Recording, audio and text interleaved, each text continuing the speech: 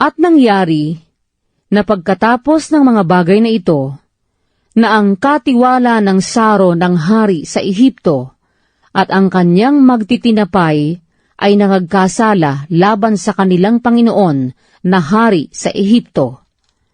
At nag-init si Paraon laban sa kanyang 2 tagapamahala, sa puno ng mga katiwala ng Saro at sa puno ng mga magtitinapay. At pinagpipiit sa bilangguan, sa bahay ng kapitan ng bantay, sa bilangguang kinabibilangguan ni Jose. At ibinigay ng kapitan ng bantay kay Jose ang pamamahala sa kanila, at pinaglingkuran niya sila, at sila'y natirang kaunting panahon sa bilangguan.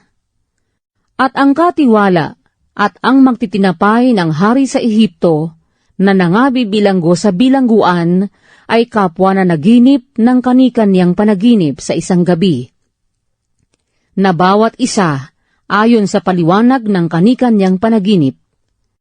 At pinaroonan sila ni Jose sa kinaumagahan, at sila'y tiningnan, at narito sila'y mapanglaw.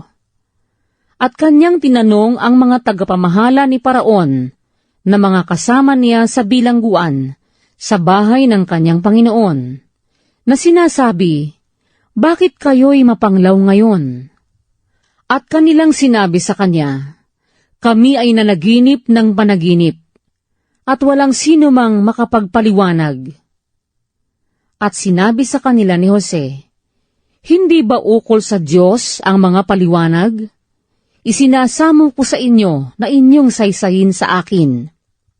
At sinaysay ng puno ng mga katiwala ng Saro kay Jose ang kanyang panaginip, at nagsabi sa kanya, "Sa aking panaginip, narito ang isang puno ng ubas ay nasa harap ko, at sa puno ng ubas ay may 3 sanga, at yaoy pawang sumupling na namulaklak, at ang mga buwig niyaon ay nangagtaglay ng mga ubas na hinog.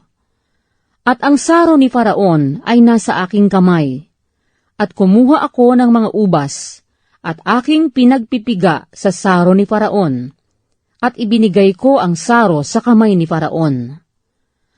At sinabi ni Jose sa kanya, "Ito ang kapaliwanagan niyaon. Ang 3 sanga ay 3 araw. Sa loob ng 3 araw ay ititindig ni Paraon ang iyong ulo, at isasauli ka sa iyong katungkulan, at ibibigay mo ang saro ni Paraon sa kanyang kamay, na gaya ng karaniwang ginagawa mong dati nang ikaw ay kanyang katiwala.